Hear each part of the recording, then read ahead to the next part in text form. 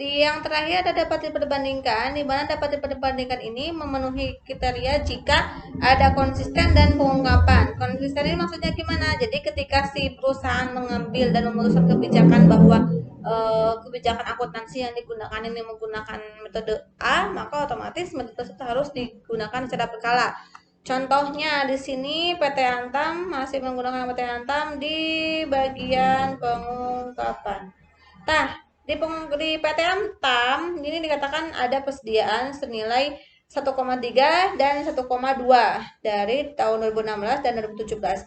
Pas kita cek nih di CLK-nya ada si PT Antam ini menggunakan metode apa sih untuk perhitungan penilaian persediaannya? Ternyata untuk menilai persediaan dia menggunakan metode rata-rata tertimbang. Jadi untuk menentukan harga perolehan itu harga HPP-nya dia menggunakan metode rata-rata tertimbang, tidak menggunakan FIFO ataupun LIFO. Nah, pasti cek dia konsisten nggak sih untuk menghitung HPP ini menggunakan metode rata-rata tertimbang. Kita lihat nih di beberapa tahun belakang, ini tahun 2017, tahun 2016, oh sama 2 tahun ini udah sama, berarti dia konsisten. Pas kita cek lagi ke belakang sama, berarti udah betul dia masuk ke kriteria perbandingan. Kah? Pasti lihat ternyata di CLK-nya si Anta menggunakan metode average dalam menghitung HPP. Sehingga kalau sepertinya konsisten maka otomatis kita bisa membandingkan nilai HPP Antam dan nilai persediaannya menggunakan karena menggunakan metode yang sama maka bisa diperbandingkan dan adanya pengungkapan di mana di CALK. Masuk ke bagian unsur-unsur laporan keuangan. Di sini ada 5 unsur utama yang akan kita alokasikan ke laporan keuangan yang 5. Yaitu, ingat ya, laporan keuangan itu ada 5 jenis, ada laba rugi, laporan laba ditahan, laporan fungsi keuangan, arus kas, dan CALK. Nah, si akun-akun unsur-unsur itu ada 5 unsur juga yang utama. Yang pertama yang saya singkat dengan istilah ALERE atau aset, yang kedua liability, yang ketiga equity, yang keempat revenue, dan yang kelimanya expense. Apa sih perbedaan kelima unsur itu? Jadi semua transaksi yang terjadi di perusahaan, baik itu transaksinya puluhan, ribuan, ataupun jutaan, jika kita paham bahwa transaksi itu termasuk ke unsur A, L, R atau E, maka kita akan lebih mudah dalam melaporkannya nanti di kelak di laporan keuangan. Nah, maka dari itu kita harus paham dulu konsep dari kelima unsur laporan keuangan. Jadi semua akun-akun yang ada di semua akun yang ada di laporan keuangan itu sebenarnya hanya memenuhi 5 unsur. Jadi gampang memahaminya. Kan transaksi nawe nu banyak tidak kena loba padahal unsur nama cuma 5. Contohnya yang pertama aset. Dikatakan aset ketika manfaat ekonomi diperoleh di masa mendatang dan transaksi dari aset itu terjadinya di masa lalu. Lalu si dari aset tersebut memiliki nilai atau biaya yang dapat diukur dengan andal. Contohnya apa? Di sini saya sudah mengilustrasikan ada perusahaan yang membeli mobil. Nah, mobil, kita lihat nih, mobil masuk ke mana ya? Aset, kewajiban, equity, revenue, atau expense. Kita membelinya mobil tahun 2020 contohnya. Kita membeli mobil tahun 2020. Nah, mobil ini masa manfaatnya berapa sih? Asumsinya 30 tahun. Berarti kan kita bisa menggunakan mobil selama 30 tahun ke depan. Transaksi mobil itu terjadi kapan? Terjadinya dulu. Nah, karena terjadinya dulu, maka manfaatnya kira-kira akan dirasakan kapan? Nanti. Nah, nanti karena di sini kita memperoleh barang yang dimana barang tersebut diperolehnya dulu, sedangkan manfaatnya akan dirasakan nanti, itu maka si mobil akan masuk ke dalam aset. Contoh lain, kita membeli komputer atau membeli HP. HP buat apa sih? Buat video conference. HP belinya kapan? Belinya sekarang. Terus pandemi berlangsungnya kapan? Contoh 5 tahun darinya amit-amit.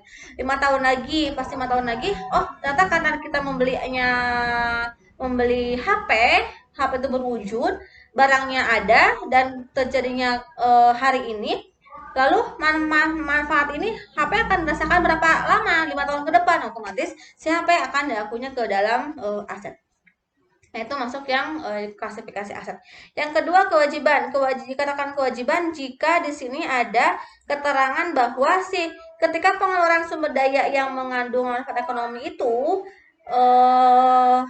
sudah dilakukan, yang dimana nantinya itu akan menghasilkan kewajiban di kemudian hari dengan jumlahnya yang dapat diukur secara andal. Contohnya gimana?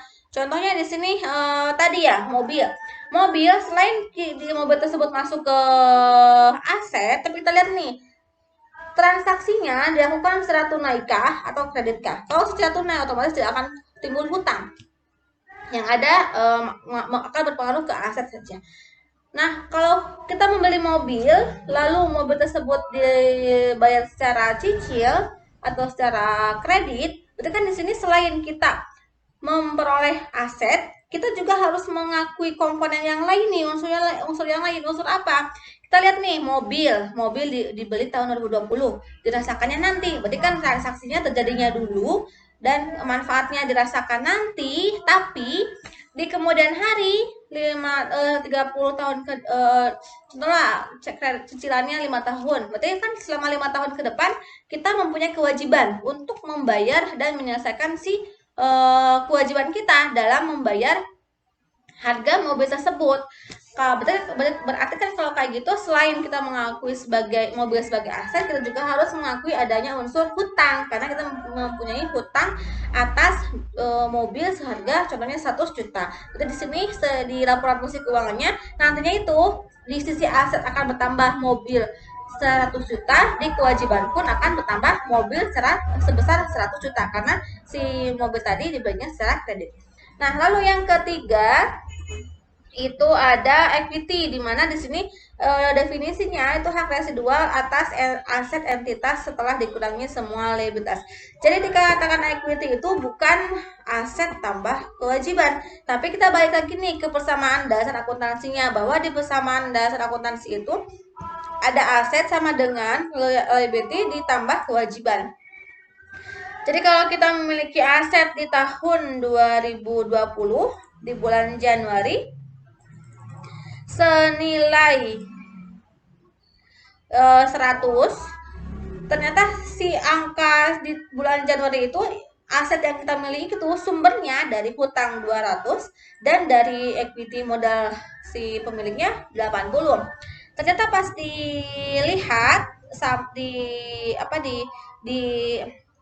dibuat laporan keuangan untuk akhir tahun di bulan Desember, masih di tahun yang sama, jumlah aset ini tetap nih 100, tapi di sini komponennya berubah. Yang tadinya kewajiban yang senilai 20 menjadi 80, otomatis supaya jumlah sisi kanan dan sisi kiri harus sama, maka kita harus berarti di sini artinya si aset yang dimiliki oleh perusahaan senilai 100 ini, yang tadinya kebanyakan itu bersumber dari pemilik modal 80, malah jadi kebalik. Berarti di sini sama kebalik, menjadi si perusahaan memiliki hutang 80, sehingga dari aset yang dimiliki 100 itu bersumbernya 80 dari hutang, otomatis 20-nya itu dari modal.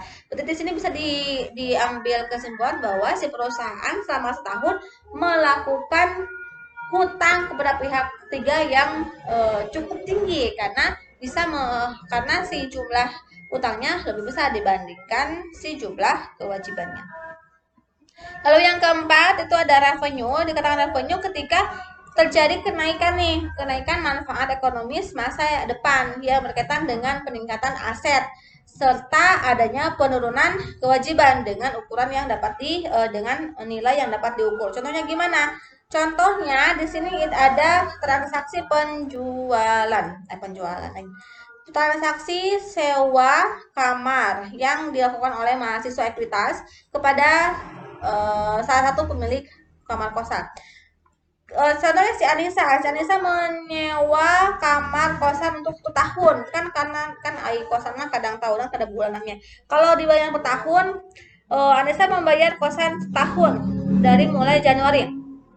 Nah, pada saat Anissa membayar kosan sebesar 1.200.000 untuk 1 tahun, berarti kan di sini si ibunya pada tanggal 1 Januari ketika menerima uang dari Anissa, dia belum menyerahkan kamarnya kepada Anissa, tapi dia baru menerima saja. Karena di sini definisi kewajiban ini di mana aset dikatakan di transaksi akan diakui sebagai revenue jika asetnya bertambah dan kewajibannya berkurang. Nah, kalau di sini si mahasiswa menyewa kos kamar dari ibu kos ini, kan kewajiban si ibu kos tuh menyewakan kamar. Karena tanggal 1 Januari si ibu baru menerima dan belum memberikan jasanya, memberikan kewajibannya, otomatis yang 1.200.000 itu jangan diakui sebagai pendapatan. Karena belum diserahkan, belum dilaksanakan kewajibannya. Tapi yang 1,2 ini akan diakui sebagai unearned revenue atau pendapatan diterima di muka. Nah, yang unearned revenue ini nantinya akan diakui sebagai liabilities di laporan keuangan. Kenapa nih masuknya ke kewajiban tidak ke pendapatan? Kan si ibu menerima uang. Nah, kita lihat nih, ketika si ibu menerima uang 1,2, yang 1,2 itu si ibu itu sudah memberikan kewajibannya belum sih? Kalau belum, otomatis yang 1,2 itu bukan jangan udah sebagai pendapatan, tapi diakui sebagai kewajiban yang menandakan di sini si ibu mempunyai kewajiban untuk menyewakan kamar kosannya selama setahun dengan jumlah yang pendapatan yang harus diakuinya nanti itu 1,2.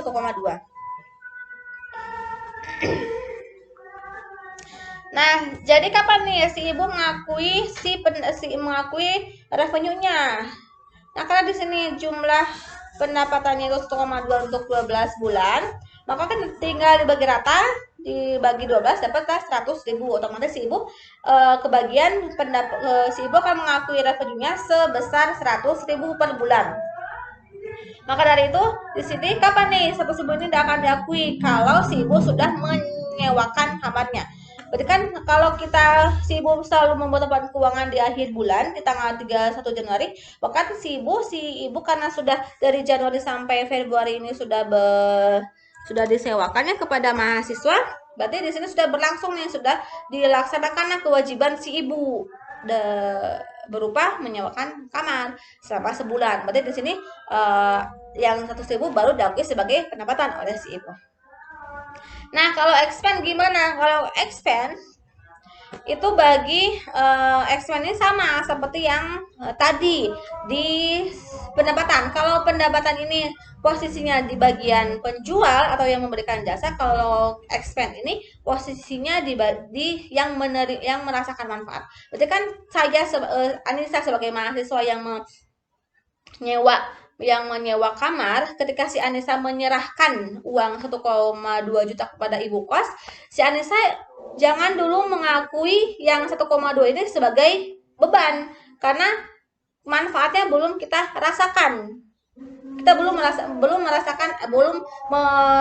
merasakan menyewa, belum mengisi si kamar kosan itu selama sebulan, baru bayar saja. Maka yang 1,2 ini akan diakui sebagai aset yang termasuk ke dalam akun biaya dibayar di muka, karena kita sudah membayar dulu uangnya untuk biaya sewa setahun ke depan.